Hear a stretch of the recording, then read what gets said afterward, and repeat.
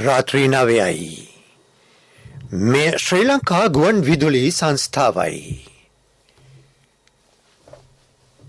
මෙන්න රාත්‍රී ප්‍රවෘත්ති ප්‍රකාශය.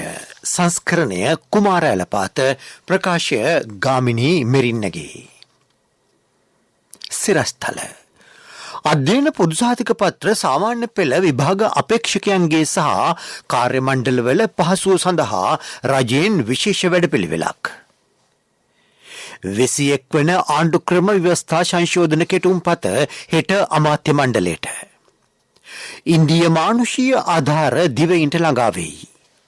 තවත් ඉන්ධන රැගත් නෞකා දෙකක් ඉදිරි දින 10 තුල දිවයිනට. ඉන්ධන ප්‍රවාහන රථ හිමියන්ගේ සංගමය පොලිසියෙන් ආරක්ෂාව ඉල්ලයි. ඇමරිකානු ජනාධිපති නිල සංචාරයක් සඳහා ජපානයට පැමිණෙයි. ඉන්දිය ප්‍රීමියර් ලීග් ක්‍රිකට් තරඟාවලියේ 70 වන තරඟය දැන් වන්කඩේහිදී. අධ්‍යයන පොදු සහතික පත්‍ර සාමාන්‍ය පෙළ විභාගය හෙට ආරම්භ වෙයි. විභාග අපේක්ෂකයන්ගේ සහ විභාග කාර්ය මණ්ඩලවල පහසුව සඳහා රජය විශේෂ වැඩපිළිවෙලක් ක්‍රියාවට නංවයි. විභාග ශාලාධිපතිවරුන්ට සහ විභාග කටයුතු වල නිරත වන ගුරුවරුන්ට අවශ්‍ය ඉන්ධන ලබා ගැනීම සඳහා අත්‍යවශ්‍ය සේවා යටතේ ලිපියක් නිකුත් කර තිබේ.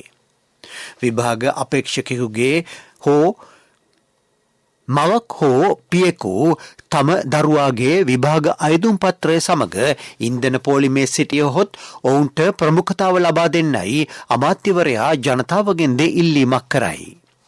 විභාගය ආරම්භ වීමට විනාඩි 15කට හෝ විභාග ශාලාව වෙත පැමිණෙන්නයි අමාත්‍යවරයා විභාග අපේක්ෂකයන්ට දැනුම් දෙයි. මම ඉල්ලීමක් කරන පොදුවේ මේ රටේ ජනතාවගෙන් මේ 5,17,000 දරුවෝ ඔබේම දරුවෝ. ඔබේ දරුවෙක් විභාගෙට පෙනී නොසිටින්න පුළුවන්. හැබැයි එයා ඉන්න පුළුවන් පහළ පන්තියක. නැත්නම් ඉහළ පන්තියක. නමුත් මේ සාමාන්‍ය පෙළ විභාගය කියන්නේ ජීවිතයේ කඩයිමක්. හැරවුම් ලක්ෂයක්. මෙතනින් තීන්දුව වෙන බොහෝ දේවල්. රැකියාවක් ලබා ගැනීම, අධ්‍යාපනය ලබා ගැනීම මේ හැම දෙයකටම. එහෙමනම් මේ සියලු දෙනා මේ සමස්ත රටේ ජනතාවගේ දරුවෝ කියන අදහසින් ඉඳගෙන අපේ ගුරුවරයෙක්, ශාලාධිපතිවරයෙක්, එහෙම නැත්නම් මෝටර් සයිකල් එකක තියාගෙන ඉඳන් හෙට උදේ පාන්දර ඉන්න පුළුවන් අද තෙල් ගන්න බැරි වෙච්ච පියෙක්, මවක් තමන්ගේ දරුවා ස්කූටර් එකේ තියාගෙන නැත්නම් පිටිපස්සේ තියාගෙන. එතකොට දැන් පාසල් නිවාඩුනේ. අනිවාර්යෙන් සාමාන්‍ය පෙළ විභාගයට යන දරුවෝ තමයි හෙට උදේ මේ විභාග ශාලාවලට යන්නේ. ඒ සමයි ඉල්ලීමක් කරනවා කරුණාකරලා මම දැක්කා උදේත් පොලින් තියෙනවා. තාම පොලින් ඉවර නැහැ. අපි විශ්වාස කරනවා හෙට වෙනකොට මේ තෙල් බෙදා හැරීම දිගටම සිදු වෙනකොට මේකේ සහනයක් ලැබෙයි කියලා. නමුත් දැන් ගොඩාක් එන්නේ නැහනේ. පෙට්‍රල් ෂෙඩ් එකක් තියෙන තැනකට වැඩිම 10 දෙනෙක් ඉන්නා හිටන්. ගුරුවරු, ශාලාධිපතිවරු, එහෙම නැත්නම් තාත්තා කෙනෙක්, අම්මා කෙනෙක් දරුවවත් මේක තියාගෙන. එහෙම නැත්නම් මේ විභාගයට යන්න ඇඩ්මිෂන් කාඩ් එක පවා මම දැක්ක අරගෙන ගිහලා සමහරු මාධ්‍යෙන් පෙන්නුවා මේ ගැන. ඉතින් කරුණාකරලා මේ අයට අර ඇම්බියුලන්ස් එකකට දෙන අවස්ථාව තියෙනවා. අපි දන්නවා හැමෝම ලෙඩක ඉන්න නිසා. ඊටත් වැඩි ප්‍රමුඛතාවය දුන්නට කමක් නැහැ. මේ අයට මේ හෙට උදේ 8 මාර්ට කලින් විභාග ශාලාවට යන්න පුළුවන් වෙන්න. මේ අතර විභාග අපේක්ෂකයන්ගේ ගමන් පහසුව සඳහා අමතර බස් රථ යොදවා ඇතැයි ලංකා ගමනාගමන මණ්ඩලයේ සභාපති කිස්ලි රණවක මහතා පවසයි. ඇතැම් බස් රථවල දුර ප්‍රමාණද දීර්ඝ කර ඇත. විභාගය අවසන් වනතුරු මෙම විශේෂ බස් සේවා ක්‍රියාත්මක බව රණවක මහතා කියයි. 21 වන ආණ්ඩුක්‍රම ව්‍යවස්ථා සංශෝධන කෙටුම්පත හෙට අමාත්‍ය මණ්ඩලයට ඉදිරිපත් කිරීමට නියමිතයි. මෙම ව්‍යවස්ථා සංශෝධනයේ අවසන් කෙටුම්පත සකස් කිරීම සඳහා අග්‍රාමාත්‍යවරයා විජේදාස රාජපක්ෂ සහ නිමල් සිරිපාල් ද සිල්වා යන අමාත්‍යවරු, නීතිපති, කෙටුම්පත් සම්පාදක සහ තවත් නීතිඥවරු කිහිප දෙනෙක් සම්බන්ධ වී සිටිති. ද්විත්ව පුරවැසි භාවය හිමි අයට පාර්ලිමේන්තුව තහනම් කිරීම, විගණන කොමිසම සහ ප්‍රසම්පාදන කොමිසම යන ස්වාධීන කොමිෂන් සභා ස්ථාපිත කිරීම යන ආදී කරුණුද නව කෙටුම්පතට ඇතුළත් වෙයි. මහ බැංකුව අධිපතිවරයා පත් කිරීමේ බලයද මෙම ව්‍යවස්ථා සංශෝධනය මගින් පාර්ලිමේන්තු ව්‍යවස්ථා සභාව වෙත පවරා තිබේ. දැනට මහ බැංකුව අධිපතිවරයා පත් කරනු ලබන්නේ ජනාධිපතිවරයා විසිනි. 21 වන ආණ්ඩුක්‍රම ව්‍යවස්ථා සංශෝධනයෙහි 19 වන ව්‍යවස්ථා සංශෝධනයටත් එහා ගිය ප්‍රජාතන්ත්‍රවාදී ලක්ෂණ අඩංගු කොට ඇතැයි අමාත්‍ය විජේදාස රාජපක්ෂ මහතා පවසයි. අපේ රටේ ඇති වෙලා තිබෙන දේශපාලන සහ ආර්ථික අස්ථාවරභාවය අවසන් කිරීමේ අරමුණින් ඉතා අත්‍යවශ්‍ය කඩිනම් වැඩපිළිවෙලකට යා යුතු බැවින් ආණ්ඩුක්‍රම ව්‍යවස්ථාවට 21 වෙනි සංශෝධනය ඉදිරිපත් කිරීමට අපි කටයුතු කරලා තිබෙනවා. 21 වෙනි සංශෝධනය මගින් නැවත වතාවක් 19 වෙනි ආණ්ඩුක්‍රම ව්‍යවස්ථාව සංශෝධනය මගින් ඉදිරිපත් කළ ආකාරයට කොමිෂන් සභාව ස්වාධීන කිරීමට ප්‍රතිපාදන සලසා තියෙනවා වගේම 20 වෙනි සංශෝධනයෙන් අහෝසි කරන ලද ප්‍රසම්පාදන කොමිෂන් සභාව සහ විගණන සේවා කොමිෂන් සභාව යලි ස්ථාපිත කිරීමට කටයුතු කරනවා. රට යථා තත්ත්වයට පත් කිරීම සඳහා අවශ්‍ය කටයුතු කිරීමේ වගකීම පැවරලා තිබෙන්නේ ව්‍යවස්ථාදායකයට. ඒක නිසා පාර්ලිමේන්තුව විදියට අපි එම වගකීම ඉටු කිරීමටයි මේ කටයුතු කරන්නේ. රටේ පවතින ආර්ථික අර්බුදයට සහන සැලසීම සඳහා ශ්‍රී ලංකාවට පිරිනමනු ලබන රුපියල් බිලියන 2ක මානුෂීය ආධාර දිවයිනට ළඟා වෙයි. මෙම ආධාර තොගය ශ්‍රී ලංකාවට නිල වශයෙන් බාර දීම මෙරට ඉන්දිය මහ කොමසාරිස් ගෝපාල් බාග්ලේ මහතාගේ ප්‍රධානත්වයෙන් සිදු කෙරිණි. සහල් මෙට්‍රික් ටොන් 9000ක්, කිරිපිටි මෙට්‍රික් ටොන් 200ක් සහ ජීවිතාරක්ෂක ඖෂධ මෙට්‍රික් ටොන් 24ක් මෙම ආධාර තොගයට ඇතුළත් වෙයි. ශ්‍රී ලංකා මුහුණ දී සිටින මෙම බැරෑරුම් අවස්ථාවේ ඉන්දියාවේ මිත්‍රත්වය සහ සහයෝගය විශාල ශක්තියක් බව එම අවස්ථාවට එක් වූ අමාත්‍ය GL පීරිස් මහතා පැවසීය. මේ අතර ට්විටර් පණිවිඩයක් නිකුත් කරමින් අග්‍රාමාත්‍ය රනිල් වික්‍රමසිංහ මහතාද මෙම ආධාර පිරිනැමීම සම්බන්ධයෙන් ඉන්දිය ජනතාවට සහ තමිල්නාඩු මහ ඇමති MK ස්ටාලින් මහතාට ස්තුතිය පළ කර සිටියේය. මේ ප්‍රවෘත්ති ශ්‍රී ලංකා ගුවන් විදුලි සංස්ථාවේ.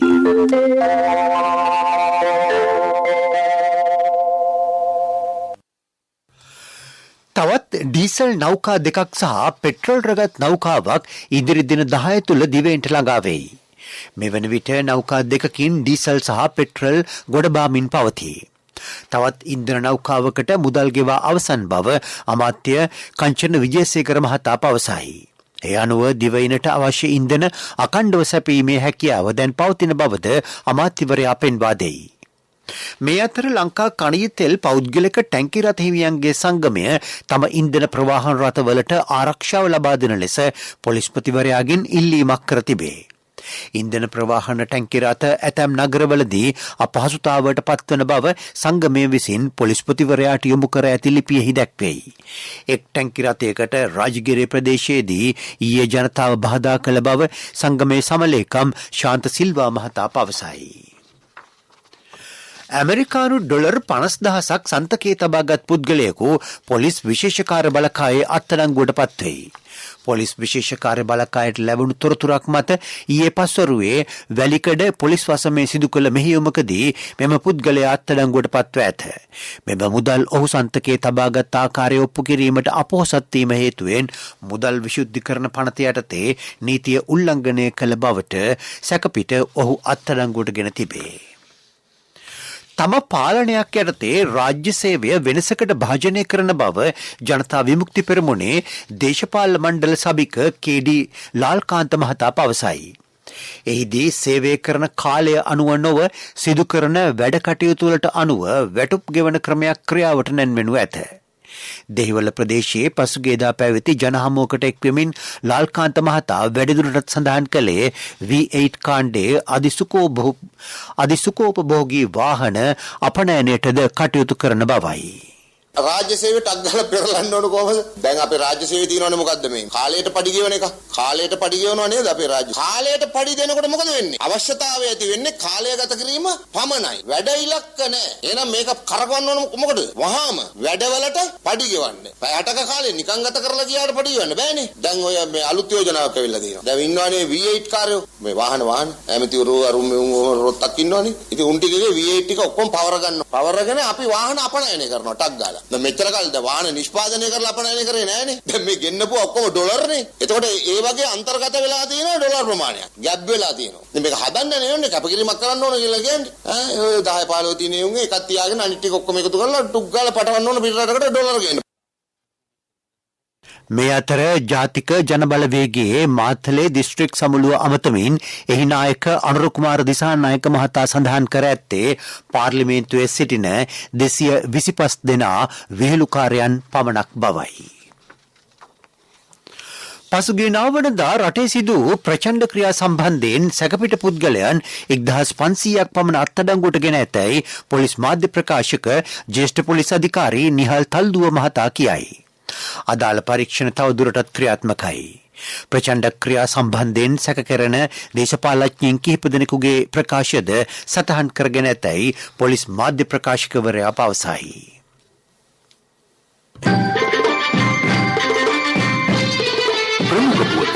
ඔබ වෙත ගෙනෙන්නේ සෑම ගෙදරකම සිටිය යුතු වෙද මහත්මයා සිද්ධාලේප. රටේ පවතින ආර්ථික අර්බුදයට විසඳුම් වශයෙන් දේශපාලන ස්ථාවරත්වයක් ඇති කිරීම මූලික කරගෙන නව අගමැතිවරයෙකු පත් කිරීමට තීරණය කිරීමේ ප්‍රතිඵල දැන් ලැබෙමින් පවතින බව විද්වත්හු පෙන්වා දෙති. අග්‍රාමාත්‍ය වික්‍රමසිංහ මහතාට මිත්‍ර රටවල් සමග ඇති සබඳතා හේතුවෙන් රටේ අර්බුද රැසක් විසඳීමට හැකියාව ලැබෙනු ඇතැයි හිටපු රේගුව අධ්‍යක්ෂ පරාක්‍රම බස්නායක මහතා පවසයි.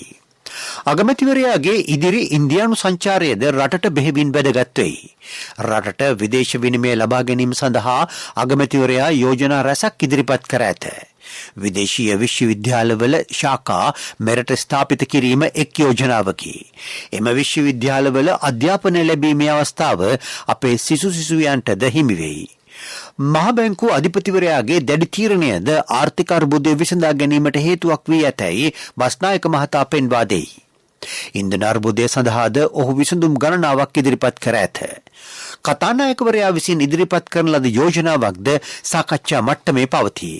එය ඉතා වැදගත් යෝජනාවක් බව බස්නායක මහතා කියයි. මහ බැංකුව අධිපතිවරයාගෙන් ඉල්ලීමක් කරලා තියෙනවා කතානායකවරයා පසුගිය දවස්වල විදේශ රටවල රැකියාවල යෙදලා සිටින ශ්‍රමිකයන්ට ඩොලර් ලක්ෂයක මුදලක් ලංකාවට එවනවා නම් වාර්ෂිකව ඔවුන්ට තීරුබදු රහිත වාහන බලපත්‍රයක් නිකුත් කරන්න කියලා ඉල්ලීමක් කළා තියෙනවා. මේක යෝජනා මට්ටමේ තියෙන්නේ. මේක ඉතාමත්ම හොඳ යෝජනාවක්. මොකද ඔවුන් ධෛර්යපත් වෙනවා. අවුරුද්දක් තුල ඔවුන් උත්සාහ කරනවා මේ මුදල් ලංකාවට එවන්න. එතකොට ඒ තුලින් ඔවුන්ට සහනයකුත් ලැබෙනවා. බලපත්‍රයක් ලැබීම ක්‍රියාත්මක වුණොත්. ඉතින් ඒ වගේ යෝජනා ඉතා වැදගත් වෙනවා මේ වගේ අවස්ථාවලදී. ඊළඟට රාජ්‍ය සේවයේ ප්‍රතිසංවිධාන කටයුතු ප්‍රතිව්‍යුහගත කටයුතු මම හිතනවා මේ 24 වෙනිදා ජාත්‍යන්තර මූල්‍ය අරමුදල සමග මාර්ගගත ක්‍රමයට පැවැත්වෙනවා දෙවන සාකච්ඡා වටය. මේ දෙවෙනි සාකච්ඡා වටේ අවසන් වුණාට පසුව අපට දැනගන්න පුළුවන් ජාත්‍යන්තර මූල්‍ය අරමුදලේ ඉදිරි වැඩ කටයුතු කොහොමද ශ්‍රී ලංකාව වෙනුවෙන් කියන එක. ඒ වගේම අපි IMF එක සමග මේ පවත්වන සාකච්ඡා නිසා අපිට ලෝක බැංකුව, ආසියානු සංවර්ධන බැංකුව වගේ බැංකු වලින් අපිට විශාල ආධාර ලැබෙනවා. ඒ වගේම එක්සත් ජාතීන්ගේ සංවිධානයට සම්බන්ධ සංවිධාන වලින් ශ්‍රී ලංකාවට ආධාර ලැබෙනවා. අපි දන්නවා අපිට මිත්‍ර රටවල් ගණනාවක්ම ඉන්නවා. ඒ රටවල් වලිනුත් අපිට දැන් විශාල වශයෙන් ආධාර ලැබෙනවා. ඒකට තව හේතුවක් වෙලා තියෙන්නේ අපි ජාත්‍යන්තර මූල්‍ය අරමුදලත් එක්ක සම්බන්ධකම් පවත්වනවා කියනකොට ඒ රටවල් වලට ලංකාව ගැන යම් ආකාරයක විශ්වාසයක් තබන්න හැකියාව ලැබෙන නිසා. ප්‍රමුඛතම පුවත ඔබ වෙත ගෙන ආවේ සිද්ධාලේප ලක්වියාව. ශක්තිය හඬ අවධානය පිණිසයි. විතාරන්දෙනිය රණ්ඩ මාර්ගයේ ගැමුණු මාවත දැඩි ලෙස අබලන් වී ඇතැයි ප්‍රදේශවාසී ජනතාව පවසති.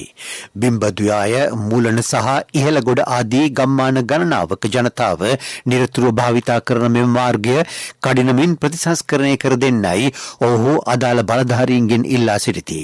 තංගල්ල ප්‍රාදේශීය සභාවේ සභාපතිතුමනි, මේ ඔබේ අවධානයට. විදෙස් පුවත්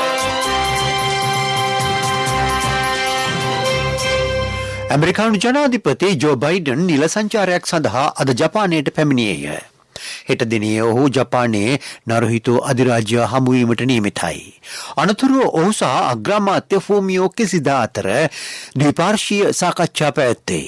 ආරක්ෂාව පිළිබඳ සිව්පාර්ශ්වීය සංවාදයට ඇත් රටවල රාජ්‍ය නායක සමුළුව අඟහරුවාදා ටෝකියෝ නුවරදී ආරම්භ වෙයි. ඕස්ට්‍රේලියාව, ඉන්දියාව, ඇමරිකා එක්සත් ජනපදයේ සහ ජපානයන් රටවල් රාජ්‍ය නායකයෝ ඊට සහභාගී වෙති. ජපානයට පැමිණීමට පෙර ඇමරිකානු නායකයා දකුණු කොරියාවේ සංචාරයක නිරත විය. වඳුරු උණ රෝගයට ආවේනික නොවන රටවල් 12කින් රෝගීන් 92 දෙනෙකු වාර්තා වී ඇති බව ලෝක සෞඛ්‍ය සංවිධානය සඳහන් කරයි.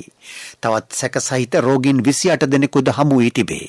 එහෙත් වඳුරු උණ ආසාදනය වීම සහ එම රෝගයට ආවේනික රටවල සිදු කළ සංචාර අතර සබඳතාවයක් මෙතෙක් තහවුරු වී නැත. පෙරසර සංවර්ධනයක පුවත් සම්පෙන්ඩනය සංවර්ධන පුවත්. උතුරුමැද පළාත තුළ විසිතුරු මත්ස්‍ය වගාව ප්‍රවර්ධනය කෙරේ. ඒ වෙනුවෙන් පසුගිය වසරේදී රුපියල් මිලියන 52ක මුදලක් වැය කළ බව උතුරුමැද පළාත් කෘෂිකර්ම හා දීවර කටයුතු අමාත්‍යාංශයේ නියෝජ්‍ය අධ්‍යක්ෂ සෙනරත් පතිරණ මහතා සඳහන් කරයි. ධාරිතා සංවර්ධන ව්‍යාපෘති, සිමෙන්ති ටැංකි, ආධාර හා වට ආවරණ ලබා දීම ආදී අංශ ගණනාවකින් වගාකරුවන්ට සහාය ලබා දී තිබේ. ප්‍රතිලාභීන් 780 දෙනෙක් සඳහා ධාරිතාව සංවර්ධන වැඩසටහන් ක්‍රියාත්මක කිරීමට වැය කර ඇති මුදල රුපියල් මිලියන 5කි. සිමෙන්ති ටැංකි ඉදිකිරීම ආදී වෙනුවෙන් රුපියල් මිලියන 23ක් වැය කර ඇති අතර ප්‍රතිලාභීන්ගේ සංඛ්‍යාව 224කි. තවත් ප්‍රතිලාභීන් 433 දෙනෙක් සඳහා මත්ස්‍ය වගා ප්‍රවර්ධනයට අවශ්‍ය උපකරණ ලබා දී ඇත. ඉදිරියේදීද විසිතුරු මත්ස්‍ය වගා සංවර්ධනය සඳහා වැඩසටහන් රැසක් අමාත්‍යාංශය සැලසුම් කරයි. ක්‍රීඩා පුවත් ඔබ වෙත ගෙන එන්නේ සම්පත් බැංකුව හෙට දින එළිය කරයි. ඉන්දිය ප්‍රීමියර් ලීග් ක්‍රිකට් තරගාවලියේ 70 වන තරගය වංකඩේහිදී දැන් පැවැත්වේ. පංජාබ් කිංස් සහ සන්රයිසර්ස් හයිදරාබාද් යන කණ්ඩායම් එහිදී තරග වැද සිටී. කාසිය වාසිය දිනා මුලින් පන්දුවට පහර දෙමින් සිටින හයිදරාබාද් කණ්ඩායම සුළු මොහොතකට පෙර පන්දු 17ක් අවසානයේ කඩලු 5කට ලකුණු 122ක් ලබා සිටියේය. අභිෂේක් ශර්මා ලකුණු 43යි. ව්‍යාපාරික පුවත් ඔබ වෙත ගෙන එන්නේ NSB සල්ලි එහෙන් තෑගි මෙහෙන් ස්වර්ණ ජයන්ති වාසනා ජයග්‍රාහකයා ඔබද. රුපියල් මිලියන 90,000ක් වටිනා භාණ්ඩාගාර බිල්පත් නිකුත් කිරීමේ වෙන්දේසියක් මේ මාස 25 වනදා සිදු කරන බව ශ්‍රී ලංකා මහ බැංකුව නිවේදනය කරයි. ඒ අනුව දින 91කින් කල්පිරෙන රුපියල් මිලියන 45,000ක් වටිනා බිල්පත්ද දින 182කින් සහ දින 364කින් කල්පිරෙන රුපියල් මිලියන 22,500 බැගින් වටිනා බිල්පත්ද ඒ අනුව නිකුත් කෙරේ. ලන්සු භාර ගැනීම එදින පෙරවරු 11ට අවසන් වෙයි. ව්‍යාපාරික පුවත් ඔබ වෙත ගෙනාවේ NSB සල්ලි එහෙන් තෑගි මෙහෙන් ස්වර්ණ ජයන්ති වාසනා ජයග්‍රාහකයා ඔබද. NSB ස්වර්ණ ජයන්තිය වෙනුවෙන් සුපිරි ජයග්‍රාහකයාට රන් පවුන් 50ක්, දෙවැනි ජයග්‍රාහකින් 10 දෙනාට ස්කූටර්, දෙවැනි ජයග්‍රාහකින් 10 දෙනාට iPhone, සිව්වැනි ජයග්‍රාහකින් 29 දෙනාට mountain bike. 2021 ඔක්තෝබර් 1 වෙනිදා සිට 2022 දෙසැම්බර් 31 දක්වා NSB U Trust තරහා අවමේ වරකට ඇමරිකානු ඩොලර් 100ක් ඊට සමාන ඕනෑම විදේශ මුදලක් 3 වතාවක් එවන්න. ආර්ථික පුවත් ආවරණය ඔබේ ඕනම අවශ්‍යතාවයකට සුදුසු මූල්‍ය විසඳුම් දෙන එන අය දියුණු වෙන අය එන LOLC සමූහය එන්න දියුණු වෙන්න. අම්බලන්තොට වී පර්යේෂණ ආයතනය AT22 නමින් නව වී ප්‍රභේදයක් හඳුන්වා දෙයි. රතුන් නිවුඩු සහල් ලබාගත හැකි මෙම වී ප්‍රභේදයේ වගා කාලය මාස 3කි. අක්කරයක වගා කිරීමෙන් මෙට්‍රික් ටොන් 1ක අස්වන්නක් ලබාගත හැකිය. කෘමි රෝගවලට ඔරොත්තු දෙන මේ වී ප්‍රභේදය දිවයිනේ ඕනෑම ප්‍රදේශයක වගා කිරීම සඳහා නිර්දේශ කර ඇත. LOLC Finance 2022 ටෙක්නොවේෂන් සම්මානුලලේදී රන් සම්මාන පහක් නිකර ගනිමින් ඩිජිටල් විප්ලවයේ ප්‍රමුඛයා වේ. අන්තර් බැංකුකරණයේ ඩිජිටල් ගෙවීම් වල විශිෂ්ටත්වයට හිමි සමස්ත රන් සම්මාන දිනා ගනිමින් LOLC Finance ඩිජිටල් බැංකුකරණය තුළ විශිෂ්ටයා වේ. නවීකරණය සහ මූල්‍ය සේවා ඩිජිටල්කරණය කිරීම තුළින් සිය ගනුදෙනුකරුවන්ට පහසුව සැලසීම LOLC Finance අභිප්‍රායයි.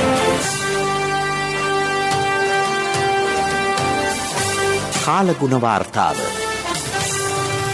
බස්නාහිර සබරගමුව සහ වයඹ පළාත්වලත් මහනුවර, නුවර එළිය, ගාල්ල සහ මාතර දිස්ත්‍රික්කවලත් වැසිවාර කිහිපයක් ඇතිවන බව කාලගුණ විද්‍යා දෙපාර්තමේන්තුව නිවේදනය කරයි.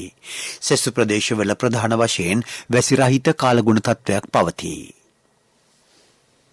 රාත්‍රී ප්‍රවෘත්ති ප්‍රකාශය අවසන් කිරීමට යළිත් සිරස්තල.